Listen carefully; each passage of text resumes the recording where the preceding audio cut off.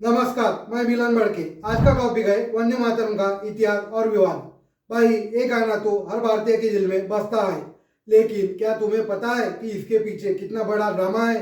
और अब 2025 में 150 साल पूरे होने पर मोदी जी और बीजेपी ने इसे पार्लियामेंट में घसीट लिया, सिर्फ नेहरू को बदनाम करने के लिए। मैं आज अपनी ओपिनियन दूंगा। मुझे लगता है ये लोग देश की एकता को तोड़कर वोट बटोर रहे हैं। चलो डिटेल में जानते हैं। पहले बात करते हैं हिस्ट्री की। वंदे मातरम कोई साधारण गाना नहीं है भाई। ये बना था 1870 में, एग्जैक्टली 7 नवंबर 1875 को बंकिम चंद्र चट्टोपाध्याय ने लिखा।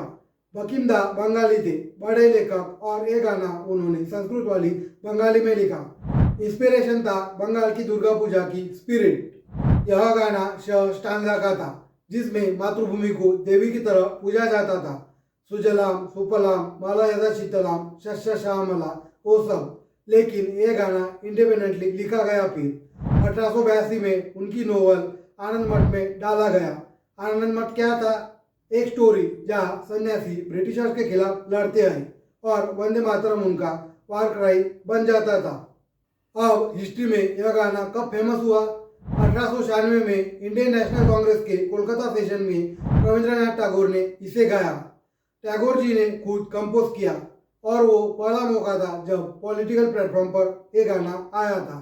फिर 1905 में बंगाल पार्टीशन के खिलाफ प्रोटेस्ट में यह गाना हर गली में गूंजा। लाला लाजपत राय, बाल गंगाधर तिलक, बिपिन चंद्र पाल, सब ने इसे यूज किया स्वदेशी मूवमेंट में। भाई, इमेजिन करो, लोग जेल जाते हुए गाते वंदे मातरम। ये बना आज़ादी की जंग का सिंबल। 1920 में गांधी जी ने इसे भी सपोर्ट किया, लेकिन बाद में विवाद शुरू हुआ। चलो अब विवादों पर आते हैं। पहला बड़ा कंट्रोवर्सी, मुस्लिम कम्युनिटी का ऑब्जेक्शन।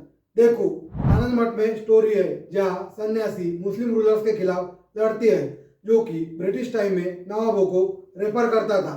लेकिन फुल सॉन्ग में कुछ स्टांजा में देवी पूजा है, जैसे दुर्गा, लक्ष्मी, जो इस्लाम में शिर्क माना जाता है। 1930 में मुस्लिम लीग ने कहा ये गाना एंटी मुस्लिम है, इसे फोर्स मत करो। मोहम्मद अली जिन्ना ने अपोज किया। और कांग्रेस ने क्या किया?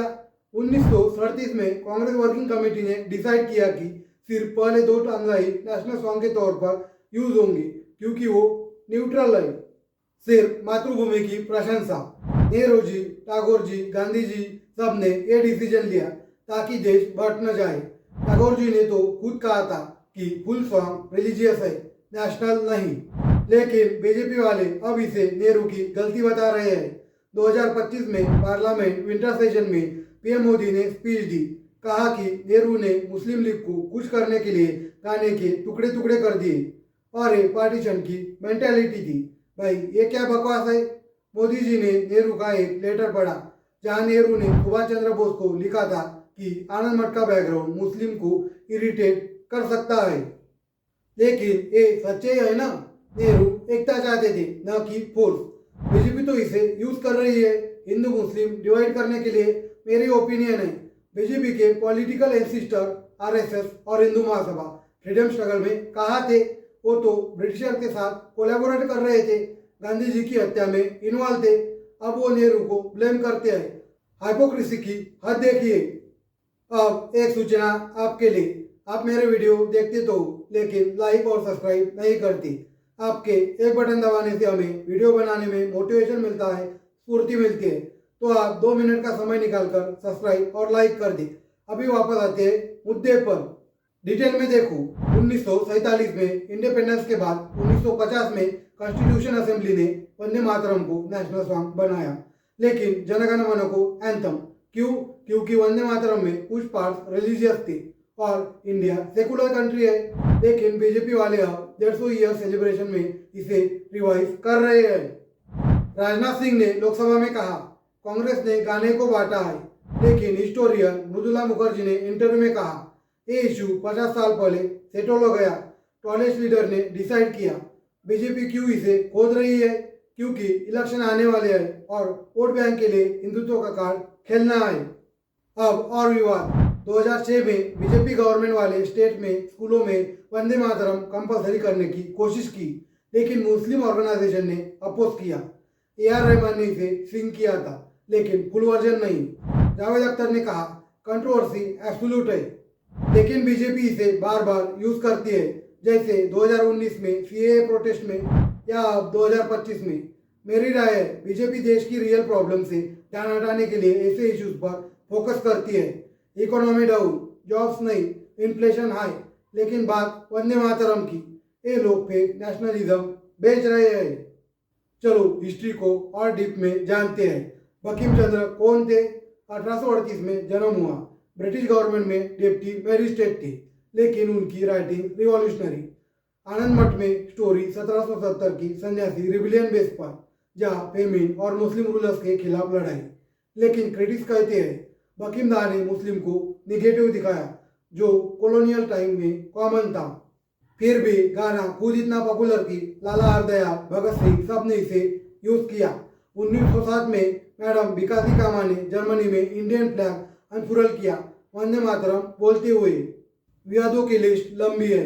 1938 में ऑल इंडिया मुस्लिम लीग ने रिजोल्यूशन पास किया अगेंस्ट वंदे मातरम, कहा ये इस्लामिक बिलीफ्स के खिलाफ। गांधी जी ने ट्राई किया ब्रिज करना, कहा मुस्लिम को फोर्स नहीं। नेहरू ने 1937 में कांग्रेस प्रेसिडेंट के तौर पर यह डिसीजन लिया। अब बीजेपी कहती है कि नेहरू ने सरेंडर किया, लेकिन फैक्ट यह है कि नेहरू ने बोस को लेटर में लिखा, क्योंकि बोस चाहते थे फुल सॉन्ग। नेहरू ने कहा बैकग्राउंड प्रॉब्लमेटिक है। टैगोर ने भी 1937 में नेहरू को लिखा, पहले ये दो स्टांजाई ठीक है।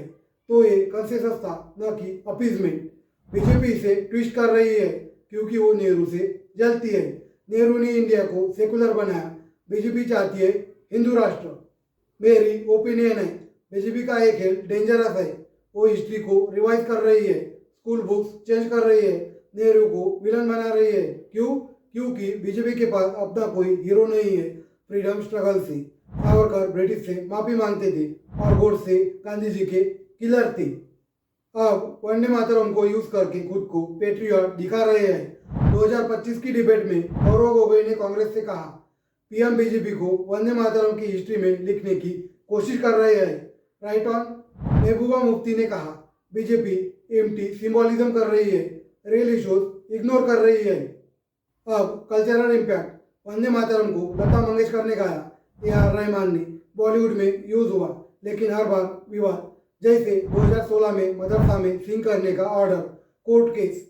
बीजेपी स्टेट में फोर्स करती है, लेकिन सेकुलरिज्म कहा।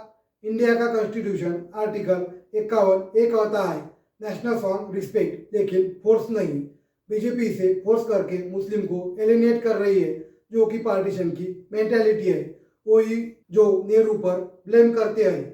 स्वतंत्रता के बाद 1950 में संविधान सभा ने जनगण मन को राष्ट्रगान चुना और वंदे मातरम को राष्ट्रीय गीत, लेकिन सिर्फ पहले दो स्टांजा। डॉक्टर अंबेडकर, नेहरू सब सहमत थे, लेकिन 1960-1970 में RSS और जनसंघ, जो अब भाजपा है, उन्होंने पूरे गीत की मांग की। वे कहते थे कि ये हिंदू संस्कृति का हिस्सा है। 2006 में एक बड़ा विवाद हुआ। भारत सरकार ने वंदे मातरम के 100 साल पूरे होने पर इसे गाने को कहा, लेकिन कई मुस्लिम संगठनों ने फतवा जारी किया कि ये हराम है।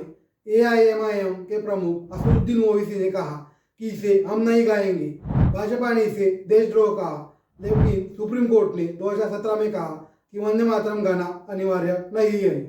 पहला स्टांजा है वंदे मातरम सुजलाम सुफलाम, न्यूट्रल है। दूसरा शुभ्रजोत्सा पुलकित यामिनीम, ये भी ठीक है, लेकिन थर्ड से तो ही दुर्गा दशपरान धारिणी देवी रेफरेंस है। मुस्लिम कहते हैं हम मातृभूमि को सलाम करते हैं, लेकिन देवी की पूजा नहीं। Respectful difference. लेकिन बीजेपी कहती है जो नहीं गाएगा वो एंटी नेशनल। भाई ये तो फासिज्म है। पिछले 10 सालों में बीजेपी ने क्या किया? राम मंदिर, CAA, UCC, सब हिंदू एजेंडा। वंदे मातरम को इसमें फिट कर रहे हैं। 2025 डिबेट में मोदी ने इमरजेंसी से लिंक किया, कहा कांग्रेस ने फ्रीडम ऑफ स्पीच दबाई, लेकिन इमरजेंसी 50 साल पुरानी। अब बीजेपी मीडिया कंट्रोल कर रही है, अपोजिशन को जेल में डाल रही है। ये हाइपोक्रेसी है। क्या वंदे मातरम हिंदू मुस्लिम विभाजन बढ़ाता है? हाँ, अगर राजनीति में इस्तेमाल हो तो। भाजपा इसे राष्ट्रवाद से जोड़ती है। उदाहरण 2019 में CAA विरोध में वंदे मातरम के नारे लगे, लेकिन कुछ मुसलमानों ने इसे अस्वीकार किया। दुनिया में भी ऐसे गीत है। अमेरिका का स्टार स्पैंगल्ड बैनर भी विवादास्पद था, लेकिन भारत में धार्मिक संवेदनशीलता ज्यादा है। 1990 में बीजेपी की रथ यात्रा में वंदे मातरम इस्तेमाल हुआ। वंदे मातरम इंडिया की सोल है, लेकिन बीजेपी इसे पॉलिटिकल टूल बना रही है। हमें एकता चाहिए, न कि डिवीजन। मेरी ओपिनियन है, BJP stop this nonsense, focus on real issues. अगर एग्री करते हो तो कमेंट में बताओ। नमस्कार, मैं मिलन भड़की।